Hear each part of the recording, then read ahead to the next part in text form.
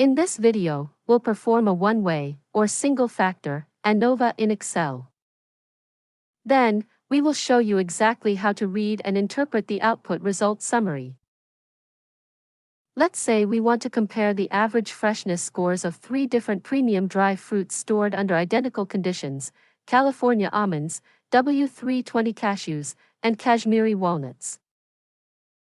In this scenario, our null hypothesis is that all 3 dry fruits share the same average freshness score, while the alternative hypothesis suggests that at least one of these means is different. Now, let's quickly perform the analysis using the Data Analysis Toolpak. To do that, first, open your Excel spreadsheet where your 3 data columns are prepared. Now, go to the menu bar and select the Data tab. In the Analysis section, select the Data Analysis Toolpak, then click on ANOVA, Single Factor, and click OK. In the pop-up window, go to the input range and select all your data, including the column headers. Ensure Grouped By is set to columns. Check the box for labels in first row. Select a cell for the output range where you want the summary to appear, and click OK. The output summary of the single-factor ANOVA is obtained. Next, we will use this output summary to explain each value and determine if the difference in our freshness scores is statistically significant.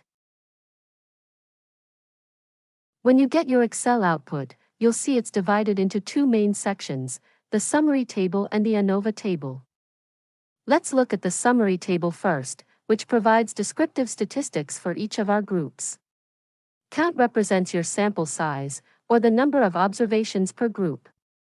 Sum is the total of all freshness scores for that specific dry fruit.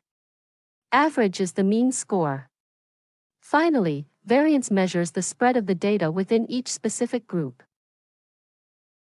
Now, let's move to the ANOVA table. This table breaks down the total variance in the data into explained and unexplained variance.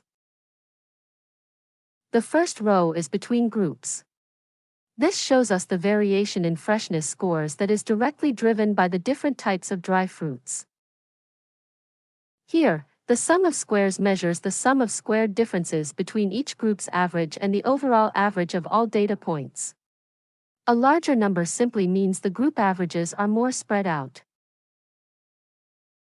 Next, the degrees of freedom is calculated as the number of groups minus 1. Since we have 3 types of dry fruits, our degrees of freedom is 2. Finally, the mean square represents the average variance between the groups.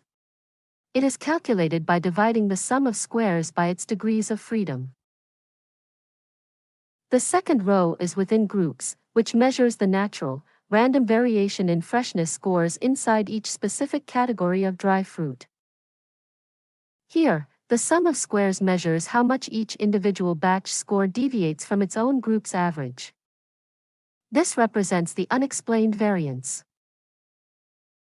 Next, the degrees of freedom is calculated as the total number of all observations minus the number of groups. Since we have 30 total data points and 3 types of dry fruits, the degrees of freedom here is 27. Finally, the mean square represents the average unexplained variance. It is calculated simply by dividing this sum of squares by its degrees of freedom. The total row simply provides the overall variance in the entire dataset, combining both the between-group and within-group variations. Finally, we use the last 3 columns to make decision about the null hypothesis. The F-statistic is the ratio of the mean square between groups to the mean square within groups. A higher F-statistic tells us that the variance between the different dry fruits is significantly larger than the variance within them, which strongly suggests that the group means are truly different. In this case, the F-statistic is 84, which means the variance between different dry fruits is 84 times larger than the random variation within the dry fruit batches. If the null hypothesis is true, that is, no difference exists between the groups, the probability of getting an F-statistic as large as this one is known as the p-value. A smaller p-value means it is highly unlikely to get these results purely by chance.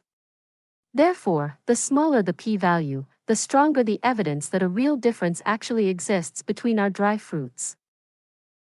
In this case, the p-value is approximately 0, meaning there is almost zero probability that this variation is just a coincidence. Alternatively, the F-critical value can also be used to make decision about the null hypothesis. It acts as the threshold line drawn based on the chosen significance level, or alpha.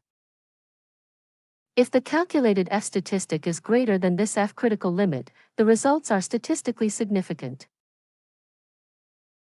In our case study, the p-value is less than the significance level of 0.05, which provides strong evidence against the null hypothesis.